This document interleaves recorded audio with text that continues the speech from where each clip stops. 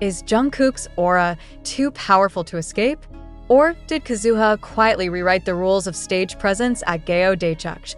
What happens when a song carries an identity so strong that even a 16-second clip can ignite a cultural argument across the global K-pop fandom? And what does it mean when that argument refuses to die, replaying itself again and again across timelines, quote tweets, reaction videos, and fan debates that feel less like commentary and more like a referendum on charisma itself?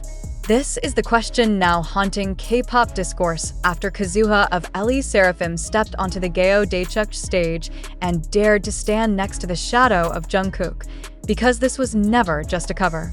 It was never just a tribute.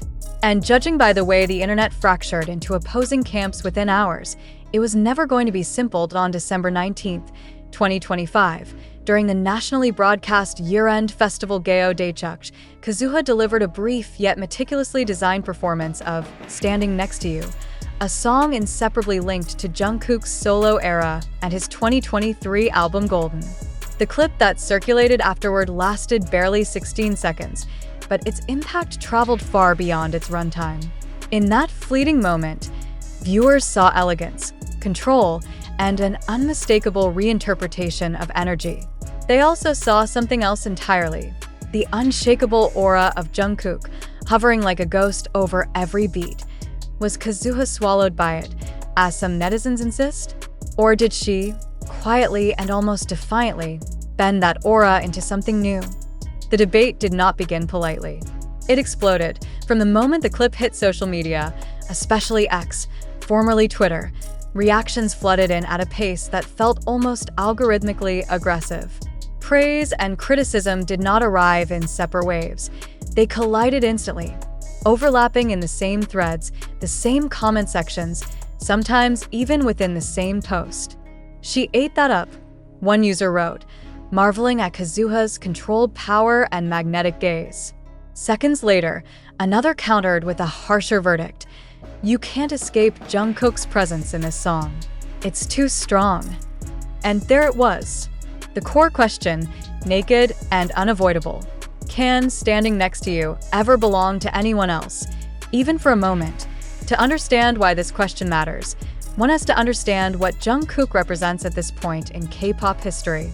As a member of BTS, Jungkook's influence was already immense. But his solo debut did something different. It did not simply prove that he could stand alone. It cemented an image of masculine precision, global pop fluency, and stage dominance that felt almost cinematic. Standing Next to You became more than a hit single. It became a signature, a performance identity that fused sharp choreography with a smooth yet forceful vocal presence. This is why, when Kazuha chose that song, the choice itself felt provocative, intentional, and perhaps even dangerous. Yet danger is often where the most interesting art happens. Kazuha did not attempt to replicate Jungkook's performance. She did not chase his power or mimic his physicality. Instead, she appeared on stage in a dark blue velvet blazer that immediately shifted the visual narrative. Where Jungkook's performances of the song often leaned into bold masculinity and kinetic force, Kazuha's styling suggested restraint, mystery, and quiet confidence. The neon blue lighting and angel wing effects behind her added an almost surreal elegance, transforming the stage into something closer to a modern art installation than a traditional idol performance. And then there was her movement. As a former professional ballerina, Kazuha's body language has always been precise, economical, and intentional. In those 16 seconds, every step, every turn of the shoulder, every pause felt calculated not for maximum impact, but for maximum control. This is where opinions began to split sharply.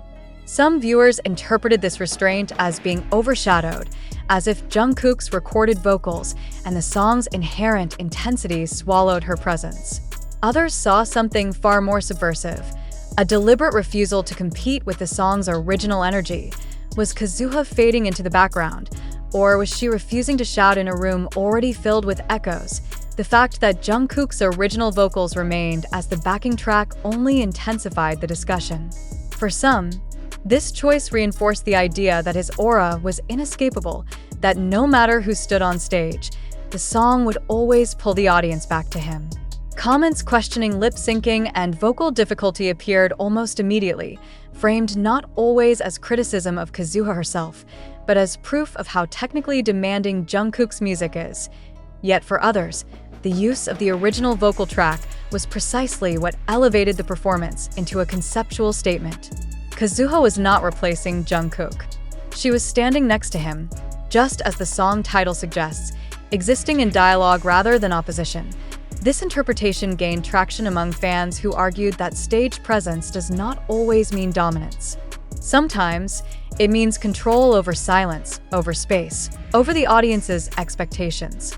In that sense, Kazuha's performance was not about overpowering Jungkook's aura, but about reframing it through a different lens. The virality of the clip only fueled these interpretations further. The original post from @AboutMusicYT surpassed 2 million views in a matter of hours, spawning reaction videos, slow-motion breakdowns, and side-by-side comparisons with Jungkook's original performances. Each replay seemed to deepen the divide rather than resolve it. Algorithms did not just amplify the clip, they turned it into a recurring event, resurfacing it again and again on timelines as if refusing to let the conversation settle. And perhaps that is the most telling detail of all. In an industry where year-end performances often blur together in memory, Kazuha's 16 seconds refused to fade. They lingered, not because everyone agreed on their brilliance, but because no one could agree on what they meant. This moment also cannot be separated from the broader context of LE SSERAFIM's rise. Since debuting in 2022 under HYB labels, the group has cultivated an image of fearlessness, modern femininity, and global ambition. Hits like Fearless and Unforgiven position them as a group unafraid to challenge conventions, and Kazuha herself has often been framed as a symbol of disciplined artistry within that narrative. By stepping into Jungkook's musical territory, she was not just covering a song. She was stepping into a cultural space heavily guarded by fandom loyalty, nostalgia, and expectations of authenticity. The backlash, therefore, was almost inevitable. But so was the praise. Some netizens argue that the very fact this debate exists proves Kazuha's success. After all, if she had truly been engulfed by Jungkook's aura, would anyone still be talking about her? Would the clip still be circulating days later, dissected frame by frame? Would fans still be asking whether elegance can rival raw power in the hierarchy of stage presence? Others, however, remain unconvinced. For them, standing next to you is inseparable from Jungkook's identity, and any reinterpretation, no matter how refined, will always feel like a shadow rather than a spotlight. This perspective raises an uncomfortable but fascinating question about K-pop itself. At what point does a song become too iconic to be shared? And who gets to decide that boundary? What makes this debate even more compelling is its emotional undertone. Beneath the arguments about choreography, vocals, and presence lies a deeper anxiety about comparison. K-pop thrives on comparison, yet it also punishes those who dare to step too close to legends. Kazuha's performance forced fans to confront that contradiction head-on. Is it fair to measure her against Jungkook, or is that comparison itself the trap? As the discussion continues, one thing becomes increasingly clear.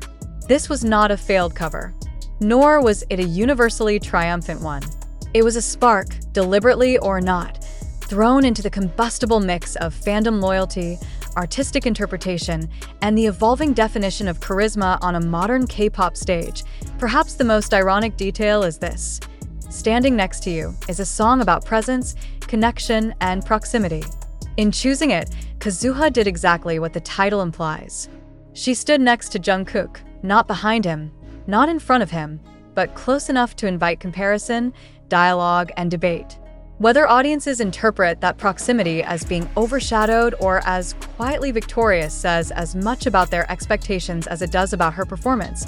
And so the question remains unresolved, looping endlessly across social media feeds and comment sections.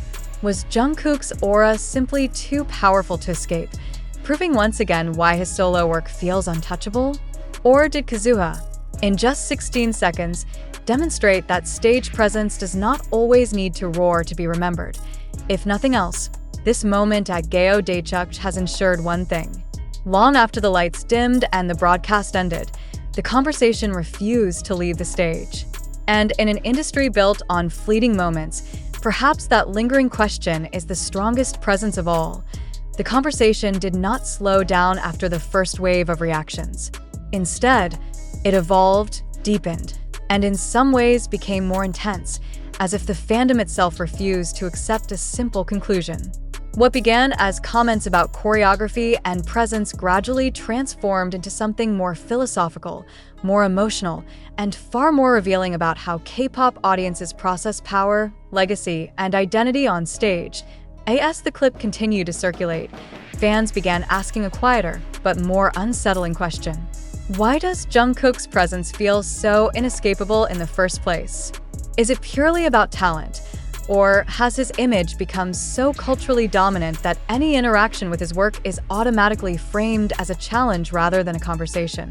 This question surfaced repeatedly in long threads where users admitted, sometimes reluctantly, that they replayed Kazuha's clip not to judge her, but to search for Jungkook within it. His shadow, real or imagined, became part of the viewing experience itself. This is where the debate took a psychological turn. Some netizens argued that the sense of being overshadowed had less to do with Kazuha's performance and more to do with collective memory. Jungkook's solo era left such a strong imprint that the song now functions almost like a trigger, instantly pulling audiences back to his original performances, his expressions, his physicality. In this interpretation, Kazuha was not competing against another idol on the same stage, but against an archive of moments stored in millions of minds. Others pushed back hard against this idea, insisting that reducing Kazuha's performance to a comparison was unfair and creatively limiting. They pointed out that stage presence is not a fixed formula. It shifts depending on intention. Where Jungkook's version of Standing Next to You projected confidence through power and momentum, Kazuha's approach suggested control through stillness and precision. One was expansive, the other contained. One demanded attention, the other invited it. The discomfort some viewers felt, these fans argued, came from encountering a version of the song that refused to behave the way they expected. This refusal is perhaps what made the performance linger. In the days following the broadcast, reaction videos multiplied, each host bringing their own bias, expertise, and emotional history into the discussion. Dance analysts praised Kazuha's lines and balance, noting how her background as a ballerina allowed her to move through the choreography with an unusual lightness. Vocal-focused commentators debated the decision to rely on the original track, splitting once again into camps. Some saw it as a limitation, others as a deliberate artistic boundary that kept the focus on movement and mood rather than vocal comparison. Yet, even as these technical discussions unfolded, the emotional tone of the debate remained charged. For many fans, this was not just about Kazuha or Jungkook as individuals. It was about what it means to reinterpret an icon in an industry that often treats icons as untouchable. The intensity of the reactions revealed how protective fandoms can become when a song crosses symbolic territory, even when that crossing is done with respect. What makes this moment particularly fascinating is how brief it was. 16 seconds. Not a full cover. Not a collaboration. Not even a complete verse. And yet, those 16 seconds managed to spark conversations that full-length performances often fail to generate. This disproportionate impact suggests that something deeper was activated. Perhaps it was the tension between masculinity and elegance, between dominance and restraint. Perhaps it was the quiet audacity of choosing that song on that stage, knowing exactly what reactions it would provoke. Some fans speculated that this reaction itself was the true performance. That Kazuha's appearance functioned almost like a mirror, reflecting the audience's own expectations back at them. Those who believe stage presence must always be loud and overwhelming saw her as fading. Those who believed presence could be subtle and controlled saw her as winning. In this sense, the debate became less about who owned the stage and more about how viewers define ownership in the first place. As discussions stretched on, another layer emerged. Gender dynamics. Several commentators pointed out that when male idols reinterpret songs by other male idols, the conversation rarely centers on being overshadowed in the same way. Power is often assumed, shared, or celebrated. In contrast, when a female idol steps into a space defined by masculine energy, the scrutiny intensifies.